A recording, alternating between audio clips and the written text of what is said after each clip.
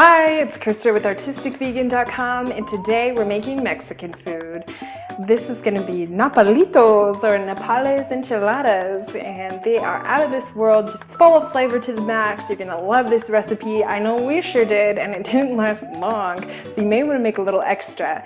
You'll need a 9x13 baking dish. You need the potato queso, and that's going to be a potato, red onion, jalapeno, garlic, potato water left over from boiling, some soy sauce, or you can skip that if you don't like, some turmeric, cumin, paprika, cayenne, pepper, garlic salt, and nutritional flakes.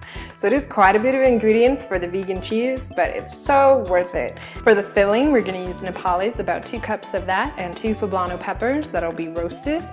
And then you'll also need about 12 to 14 tortillas, depending on how many you're going to make, as well as our Tomatillo Salsa or enchilada sauce. For that, you'll need tomatillos, some onion, garlic, your favorite pepper. I'm using a couple big red Mexican peppers. I'll have to look at their exact name, pardon.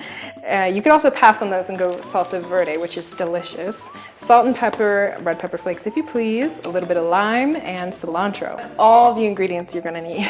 To start, I like to make my queso first. Then this is a potato queso. There's no nuts. It's absolutely fantastic. And the first time I was turned on to this idea was through PTP. If you look at PTP is here, he's a cool activist and he's also vegan and runs a vegan food truck now. Anyhow, I learned from him and since then I kind of adapted and made it my own. Bring your water to a boil with a pinch of salt. Add your potatoes and boil for 5 minutes.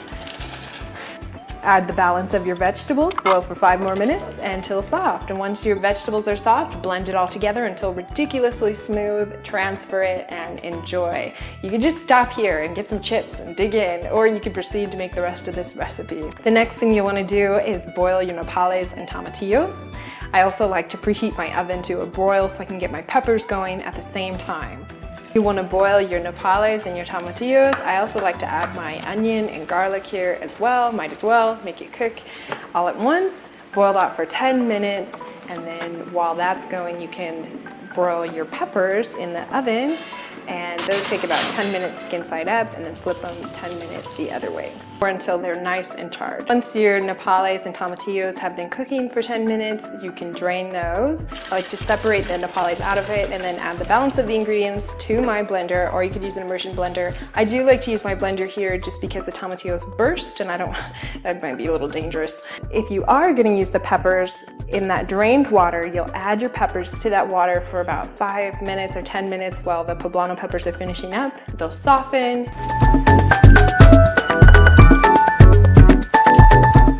And then add that to your salsa, blend it, and it'll either be the red salsa with the peppers, or you can leave it green and do salsa verde. Either one's absolutely fantastic. Take that salsa, set it aside, and then get your tortillas ready. So you'll need about 12 to 14 tortillas, depending on how many you make. Once everything's ready, create your station. It's the easiest way, is just to have everything all out, ready to go. Take your 9x13 pan, lightly grease it, add enough of the tomatillo salsa or enchilada sauce to the bottom, cover it completely, spread it out, and reserve the rest for the top.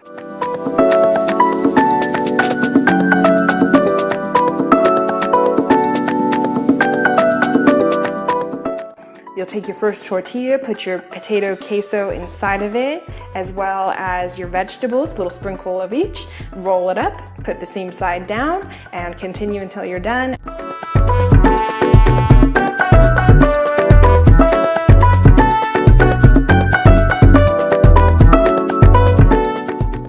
Of the salsa, the rest of the cheese. If you have any extra vegetables, you can sprinkle those on top, maybe some red pepper flakes. Pop it in the oven for about 20 minutes until it's nice and golden on a high heat, probably about 450.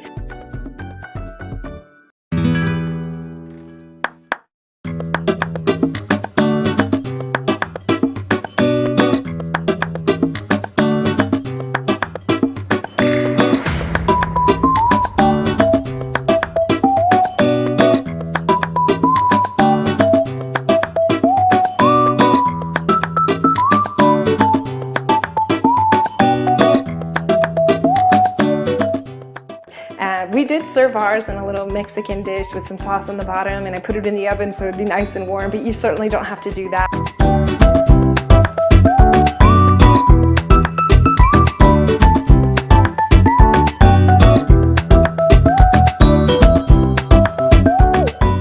If you don't have nopales nearby, which is a cactus, then by all means use what you'd like. And you could use rice, beans, any vegetables. It's really versatile. The main thing that's really glorious here is really the sauce.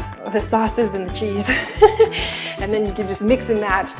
Thank you so much for joining me. This has been Christa with artisticvegan.com, and I really hope to see you next time. Bye!